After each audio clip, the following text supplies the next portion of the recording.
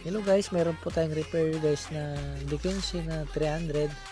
So bali nasunugan pala kami kagabi guys ng dalawang speaker. So minamadali po namin na palitan ng voice coil guys para ma-dry kaagad ang aming epoxy. So yun guys, napalitan na namin ng voice coil ang aming Dickensi.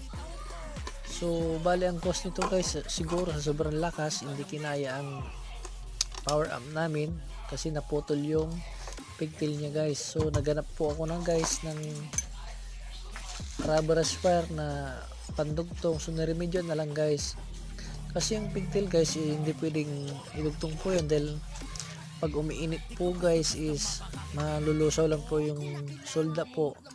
So bali remedyo lang po ginawa natin guys, at least may magamit tayo mamayang gabi sa diretsong event po guys.